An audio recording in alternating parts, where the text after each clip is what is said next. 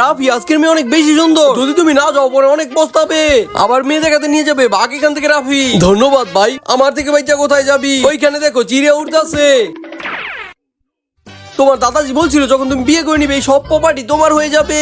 সব প্রপার্টি তোমরা রেখে দাও, শুধু আমাকে বিয়ের কথা বইলো না। দেখতাছো কি ধইরা লয়ে যাও রে। আরে শোনো, আমাকে সাহায্য করে এখান থেকে বাইরে যাওয়ার জন্য। আমার হাত ধরো ইসরা। সরি, আমায় মাফ করে। আপনার পায়ে তো ব্যথা লাগছে, চলেন আমি দাবা লাগাই দেই। এইটা জড়িবুটি, এইটা দিলে জ্বলা পারে না, তাড়াতাড়ি ঠিক হয়ে যায়। তুমি ছাড়ো, এটা আমি পরিষ্কার করে নিব। রাফি, তোমার হয়ে গেলে এখন চলো। হ্যাঁ, আসতেছি।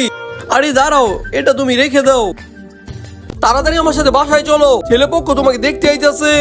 আমি যাবো না, আমি কাউকে পছন্দ করি মা। আরে আসো আসো, এদিকে বসো।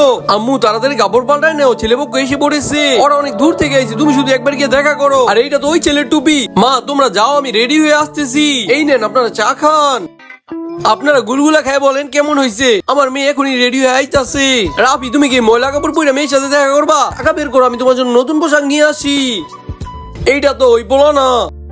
কেমন মেয়ে পছন্দ হয়েছে না? তুমি ফিরে কেন আসলে? আমি করবো না কারোর সাথে দেখা, আমাকে একলা চাইরা দাও। আমাদের মাফ করবেন, আমাদের মেয়ের হঠাৎ করে খারাপ লাগতেছে, আমরা আপনাদের ফালতু ডিস্টার্ব করলাম। এটা কেমন কথা? আপনারা এটা কিভাবে বলতে পারেন? যদি ওই দেখা করতে না চাই তাহলে কোনো সমস্যা নাই। ভালো হয়েছে চলে গেছে। হায় আল্লাহ, কি করলাম আমি? এটা তো সেই ছেলেই ছিল।